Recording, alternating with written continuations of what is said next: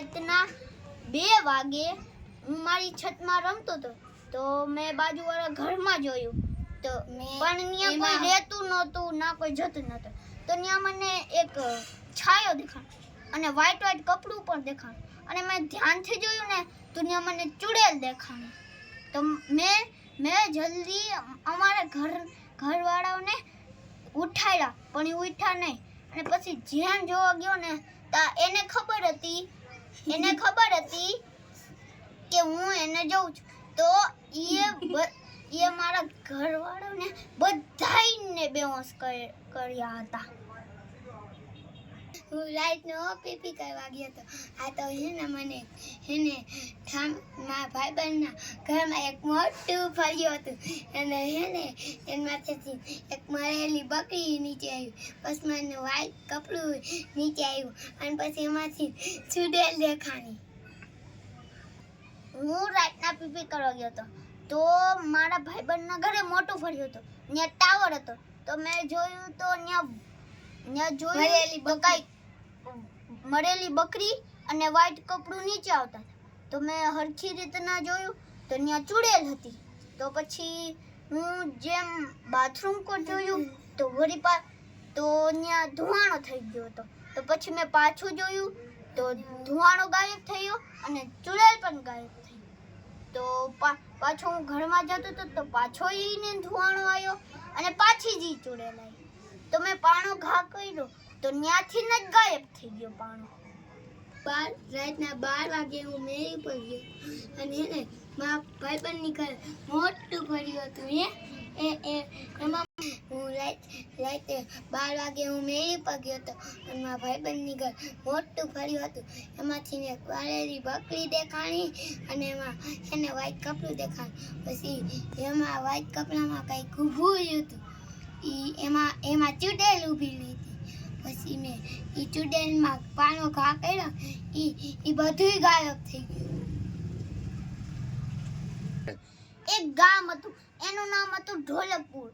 એમાં બધા રાજીથી રહેતા હતા અને ત્યાં એક ઝાડું હતું એ બધા ઝાડવાથી અલગ હતું નહીં પાંદડા નહીં ફળ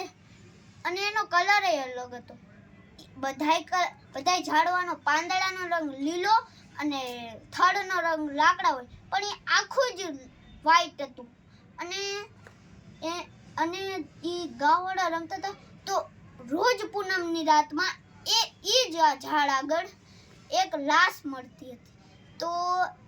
એ ગામનો રાજા હતું એનું નામ હતું રાયસ્ટાર તો એને ખબર પડી તો એ ચૂપકેથી જોવા ગયો તો એ જ ઝાડું એક ભૂતમાં બદલી ગયું તો એ ભૂત એક ઘર પાસે જઈ જોરથી એને દરવાજો ખખડાવતો હતો તો એ અવાજ સાંભળી એક ભાઈ ઊભા થયા અને એ દરવાજો જેમ ખોલ્યો એમાં જ એક જોરદાર લાફટ મારી અને એની સાસ ન્યા જ બંધ થઈ ગઈ અને એ મરી ગયા અને પછી એ જ લાશને એ જગ્યાએ લઈને ઝાડુ બની ગયો અને પછી સવારે બધાએ જોયું કે એ લાશ ન્યા પડી અને પછી એ ગામના રાજાએ મતલબ કે રાયસ્ટારે પહેલી વાર ઝાડ આગળ વાત કરી તો એ કીધું કોણ છો તું ક્યાંથી આવ્યો છો તો એ ઝાડુ બોલે કે મને ભૂલી ગયા હું કોણ અને રાયસ્ટાર બોલે કોણ છું તું કોણ છો તો ઝાડુ બોલ્યું અરે હું થુમ સાહુર અને એક દી એવું પેલા હું આવો જ નાનો છોકરો હતો કે એકવાર હું કામ કરીને જેમ ઘરે જતો હતો તો મેં એક ઘરના બારીએથી જોયું કે એક માણસ બીજાનું ખૂન કરતો હતો તો મને કંઈક લાલ દેખા તો મેં પાછળ જોયું તો એક આદમી હતો એ લાલ કપડાં પહેર્યા હતા અને મને ન્યા જ બેહોશ કરી નાખ્યો અને પછી એક જ એવું સીધું ઝાડ હતું જે વ્હાઈટ હતું એ જ બીજા ઝાડ જેવું હતું અને એ ઝાડવા પણ એને લટકાવી દીધા અને સવારે બધાય ભેગા સાથે એનો ખોટું નામું દીધું એને કીધું કે આ રાતનો ચોરી કરે છે અને પછી એની જ્યારે મોત થઈ ત્યારે એની રૂહ ઈ જ ઝાડવામાં રહી ગઈ. અને પછી ત્યારથી ને જે એક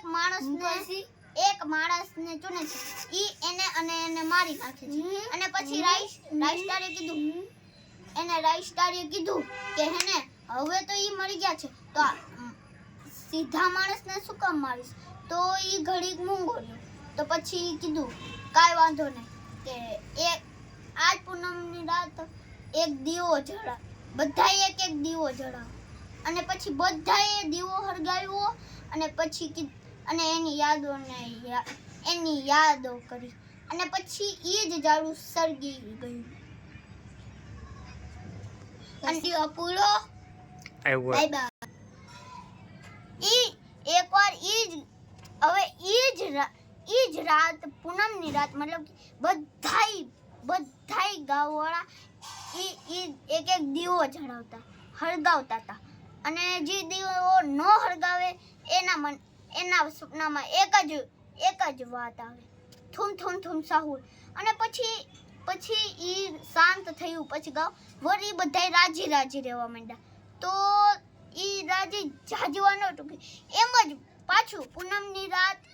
એક અડધી લાશ મળતી, અડધી. તો એમાંથી એક રાઈસ્ટારને એના 2 સિપાહીને મોકલા કે જાણો કે આ શું છે. અને જેમ ઈ સિપાહી આવ્યા અને એમાંથી એકના પગ નહોતા અને એકનું મોઢું નહોતું. અને એવી રીતના જ રાઈસ્ટારીએ જવાનું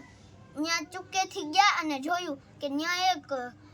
ધુવાણો હતો. એમાંથી અવાજ આવ્યો અને પછી ઈ